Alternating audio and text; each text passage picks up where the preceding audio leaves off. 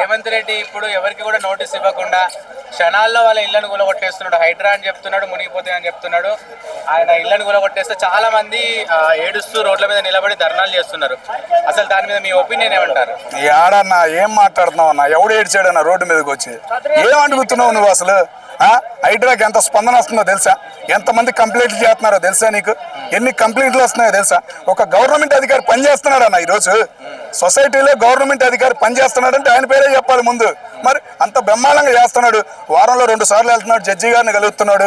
వాళ్ళకు వచ్చిన స్టేల గురించి కానీ మొత్తం వివరణ ఇస్తున్నాడు. ప్రతి ఒక్క సాక్ష్యం, పేపర్ విలువ, రాత విలువ, పెన్ను విలువ సొసైటీకి ఈరోజు చూపిస్తున్నాడంటే హైడ్రా ఆయన కమిషనర్.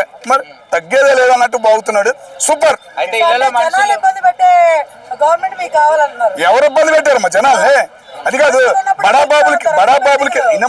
బడాబాబుల కింద నలిగిపోయి ఏ ప్లేస్ లేని ఏదో ప్లేస్ లో వేసి ఇల్లులు కట్టుకుని పడిన కష్టం అంతా దాని మీద పెట్టారు. నష్టం ఏమైనా ఇచ్చారన్నావా? బ్రహ్మాండంగా ఇచ్చారు మన రేవంత్ రెడ్డి అన్న గారు. దాని మీద ఆ బిల్డింగ్ ఎంత నష్టం ఏంటి అనేది మొత్తం వేస్తున్నారు, స్పాట్ లో ఎత్తున్నారు. ఇంకేం కావాలి? ఇచ్చారు. అరే నేను చెబుతున్నారే, మా కూర కొట్టిన రోజేమో బండబుద్ధులు తిట్టారు, డబ్బులు ఇచ్చిన రోజేమో పోగిడారు. 2 వీడియోలు ఉన్నాయి నా దగ్గర. మరి కూరగొట్టిన రోజు బండ బుద్ధులు తిట్టారు, నువ్వు రావురా నాయన అని శాపనార్థాలు పెట్టారు. మళ్ళీ డబ్బులు ఇచ్చేపడికి దేవుడు అయ్యా అంటున్నారు. మరి 2 చూసాం మనం. ఇవ్వనాళ్ళు దెయ్యం. కూలగొట్టిన రోజుకు ఒకసారి కూలగొడుతున్నారు. ఏడనేది ఏం తెలుసు? ఇప్పుడు నిన్న ఒకటి గెస్ట్ హౌస్ కూలగొట్టారు, పక్కన ఇంకొక అపార్ట్మెంట్లు కూలగొట్టారు. వాళ్ళకి నష్టపరిహారం వచ్చింది. కొంతమంది రెంటర్స్ ఉన్నారు. మాకు కొద్దిగా ఒక వారం ముందు చెబితే మేము ఏడగొట్టి ఇల్లు చూసుకునే వాళ్ళంగా అన్నారు. అట్లాంటి వాళ్ళని ఇబ్బంది పెట్టకూడదు. కానీ చెప్పాలి కదా, నష్టపరిహారం ఎవరికి లేదు కదా. మరి అదే కదా అన్న అంటుంది. ఏంటంటే స్పాట్ లో అయిపోతుంది, కొద్దిగా టైం తీసుకుంటే కోర్టుకి వెళ్తాము, ఏ పత్రాలు పుట్టియడము అన్ని చేస్తున్నారని చెప్పేసి ఏ పని అయినా కానీ స్పీడ్ గా చేస్తుంది. గవర్నమెంట్ భూములు అన్న. మరి హైదరాబాద్ వర్షం పడిందంటే చాలు, అరే ఇది హైదరాబాదా అని నవ్విన మనమే వీడియోలు పెట్టాం. ఇదిగో హైదరాబాద్ అని మనమే వీడియోలు పెట్టాం. పాపం కేటీఆర్ గారిని, కేసీఆర్ గారిని ఎన్ని మాట్లాడినాం. మరి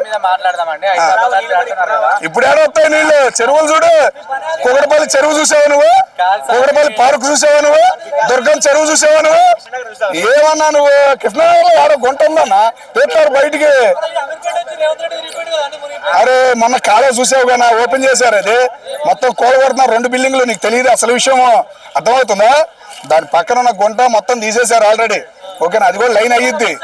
రేపు వాన పడిందంటే రేవంత్ రెడ్డి అన్న వచ్చిన కానీ అక్కడ వాన పడితే మళ్ళీ మునిగితే మళ్ళీ మాట్లాడదాం మనం. ఈసారి మునగదని నేను అనుకుంటున్నా.